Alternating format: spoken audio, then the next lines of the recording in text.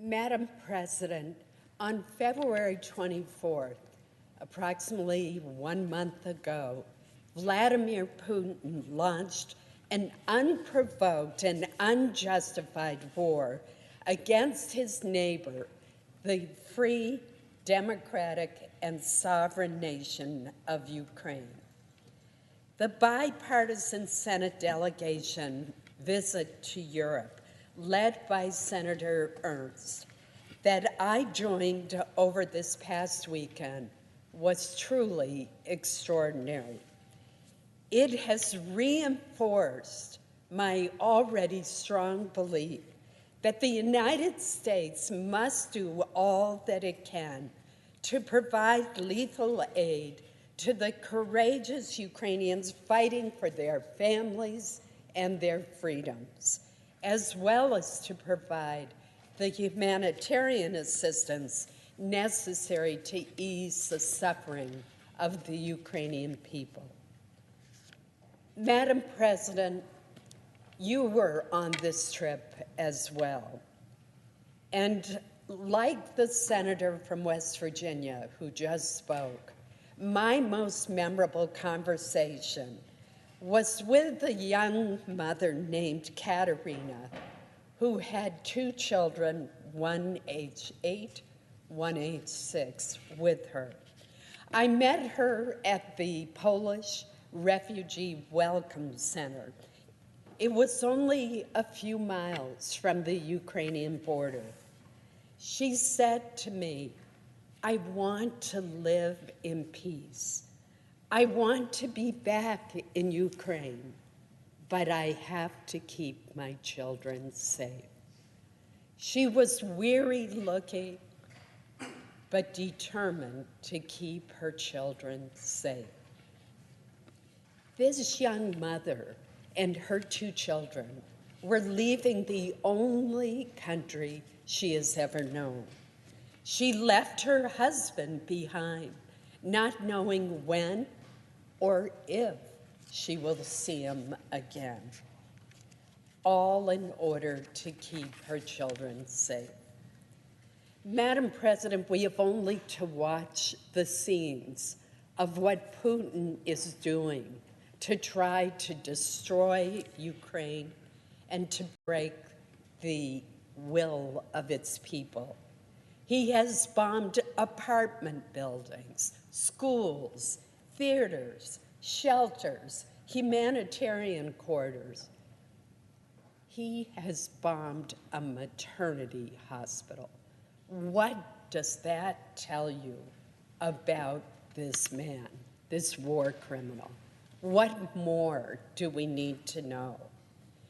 Madam President, the only way that we can end this humanitarian crisis is to provide Ukraine with the weapons, supplies, ammunition, and other assistance that they need to bring to an end this Russian war of aggression.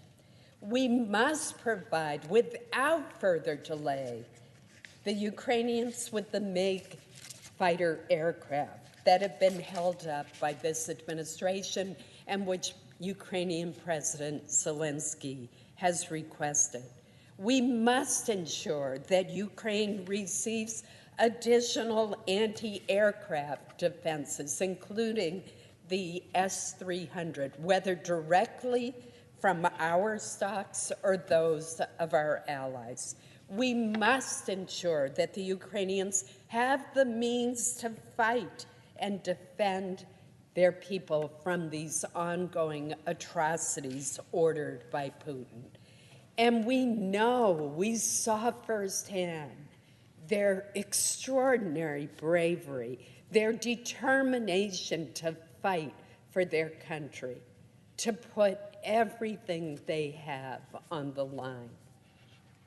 Madam President, every moment, every hour, every day counts. We do not have time for endless debate and delay. That costs the lives of innocent Ukrainians. As the Ukrainian leader told us, the administration must stop telling Putin what America will not do. It must say what we will do. The administration should also make every effort in collaboration with Congress where necessary to ease the process of allowing Ukrainians with family members here in America to come stay with them until it is safe to return home.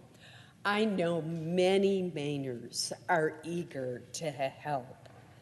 Finally, Madam President, I want to acknowledge the terrific American soldiers that we met, including several from the great state of Maine.